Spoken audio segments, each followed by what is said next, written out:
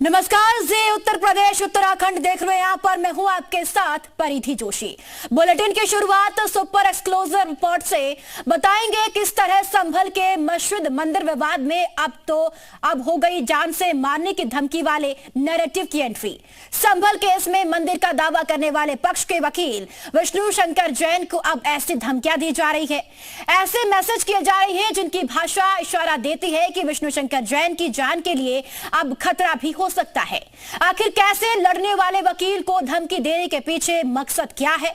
क्या इन धमकियों का मकसद विष्णु शंकर जैन को नुकसान पहुंचाना है या फिर सर तन से जुदा वाले इस नैरेटिव का मकसद किसी सच को छुपाना है? और सबसे बड़ा सवाल यह कि आखिर विष्णु शंकर जैन को ही टारगेट क्यों किया जा रहा है?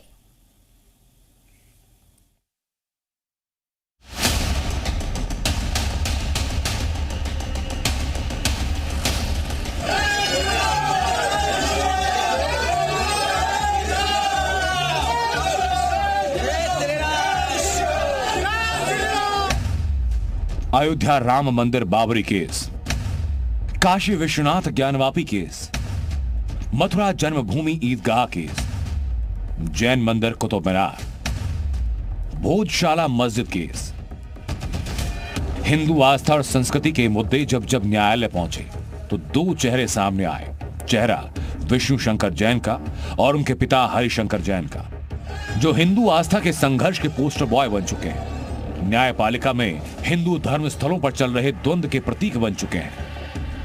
एक तरफ तो आप हमें रोक रहे हो कि हम अपनी लॉस्ट हेरिटेज को क्लेम ना करें, जो हमारी आध्यात्मिक ऊर्जा के केंद्र हैं उसको ना क्लेम करें, काशी मथुरा भूल जाएं और आप पार्लियामेंट को वक्फ घोषित कर दो, है ना। आप दिल्ली एयरपोर्ट को वक्फ घोषित कर दो, आप इलाहाबाद हाईकोर्ट की संपत्ति को वक्फ घोषित कर दो, आप सूरत की म्युनिसिपल कॉर्पोरेशन को वक्फ कर दो, 3 लाख एकड़ से 12 लाख एकड़ जमीन हो जाए, उसके लिए कोई दिक्कत नहीं है।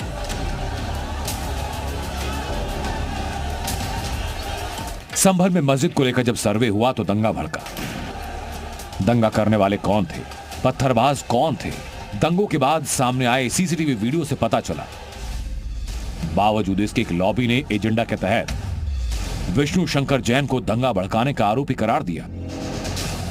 सोशल मीडिया पर नैरेटिव सेट किया जिसमें कहा गया कि विष्णु शंकर जैन ने सर्वे से पहले नारे लगाए और इन्हीं नारों की वजह से हिंसा भड़की।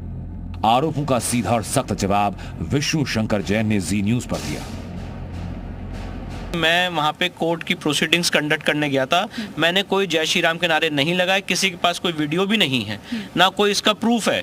पर इसके बाद अखिलेश यादव जी ने, बैरिस्टर ओवैसी साहब ने, वहाँ के जो लोकल एमपी हैं वो हज़ारों लोगों ने, तमामों लोगों ने सबके दिमाग में भर दिया कि विष्णु शंकर जैन ने जय श्री राम के नारे लगाए, जिसकी वजह से दंगा हो गया। और ये भी कहा जा रहा है, अच्छा चलिए मान लीजिए आपने नहीं लगाए, तो जो मॉब थी वो लगा रही थी, आपने उनको क्यों नहीं रोका? जबकि सवाल ये है कि वहाँ पे मुझे ये बोला गया था कि आप 1 मिनट यहाँ पे नहीं रुकेंगे, आप चलते रहेंगे ना, मीडिया को कोई बाइट देंगे, आप तुरंत कोतवाली पुलिस स्टेशन पहुंचे। अब सवाल ये, अगर विष्णु शंकर जैन ने नारे नहीं लगाए, दंगा नहीं भड़काया, तो उनके लिए धमकियां और आपत्तिजनक टिप्पणियों का सिलसिला क्यों? इसका जवाब भी खुद विष्णु शंकर जैन ने दिया।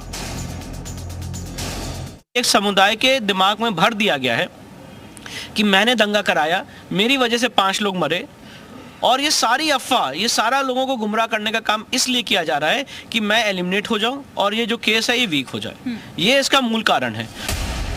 ये जवाब कुछ सवालों को जन्म दे गया।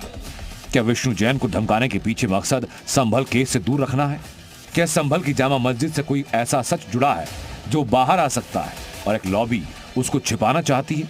और बड़ा सवाल ये कि क्या धमकियां सिर्फ विष्णु जैन को केस से दूर रखने के लिए हैं या नफरती लॉबी विष्णु जैन की जान के दुश्मन बन चुकी है? और ये पहली बार नहीं जब धमकियां ऐसी हों।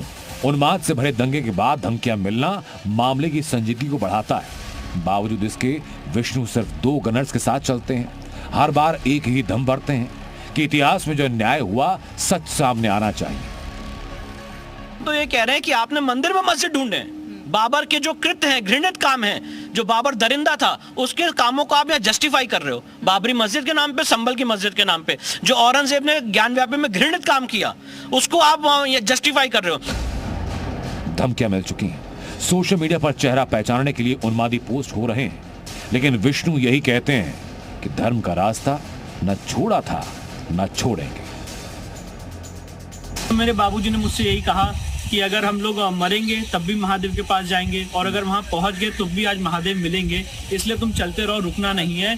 और मुझे सिर्फ और सिर्फ महादेव दिख रहे हैं। ब्यूरो रिपोर्ट, जी मीडिया। डरा धमका